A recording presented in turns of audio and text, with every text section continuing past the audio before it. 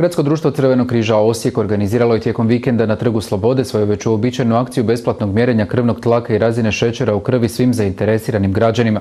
Obzirom na visoke ljetne temperature, aktivisti Crvenog križa ovog su puta građane educirali o potrebi izbjegavanja sunčanice te o pružanju pomoći prilikom uboda krpelja.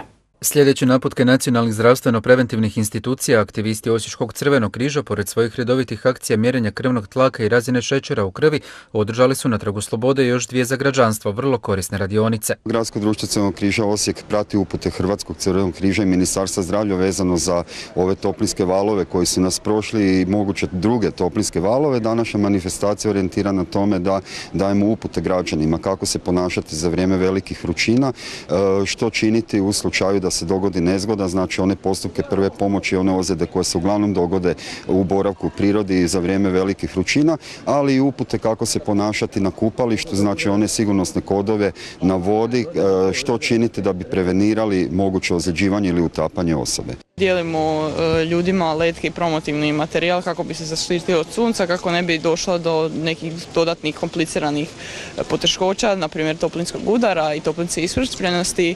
Bitno je da se ljudi maknu od sunca kad je zapravo najveća temperatura. Moraju puno tekućine piti. Ukoliko se dogodi da su iscrpljeni nešto, neka se sklone u hlad, neka se špricaju vode, neka popiju neku tekućinu da bi nadoknadili to iscrpljenost. Građani Osijeka, posebice oni starije životne dobi, uglavnom su dobro informirani i disciplinirani tijekom ljetnih vrućina. To kontrolirate tlak i šećer u krvi? Pa ne baš redovito, ali terapiju imam i to redovito uzimam i to je sve. Za ovih vrućina kako se čuvate? Gdje se zadržavate? Ovo sam se malo čuvao.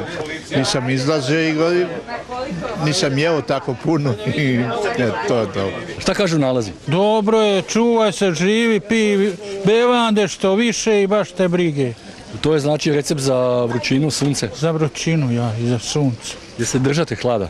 Ja držim se kad nađem hlada, kad ne nađem onda šta ću. Kako šećer? Šećer 5. To je to. Znači podnošljivo? Podnošljivo, sve podnošljivo.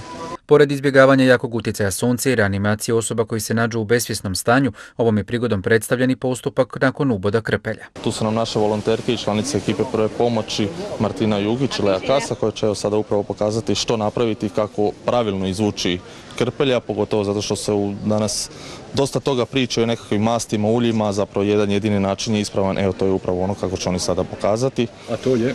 A to je, dakle, uzme se pinceta, ide se, uhvati se, dakle, krpelj za glavu što bliže koži, okreće se lagano dok taj krpelj, dakle, ne izađe. Pravilno je i dosta je bitno, dakle, da izađe cijela glava van, jer u slučaju da se otkine tijelo, a ostane glava, zapravo će njegovo tijelo ponovno narasti i opet stvarati probleme. Krpelji su naravno i tekako opasni kako i za ljude, tako i za životinje, zato je bitno što prije i što pravilnije njega izvući iz tijela. Evo, nakon tog tretmana isto vjerojatno otići možda kontrolno kod liječnika? Naravno, za sve manje više što da se dogodi treba se osoba prvenstveno odmoriti, a onda se javiti svojim liječnicima koji će dalje vidjeti imali potrebe za nekakve daljnje obrade. Tijekom ljetnih mjeseci već se uobičajeno znaju i smanjivati zalihe krvi u zdravstvenim ustanovama, pa iz Crvenog križa ponovno pozivaju dobrovoljne darivatelje da darivaju krv svih krvnih grupa.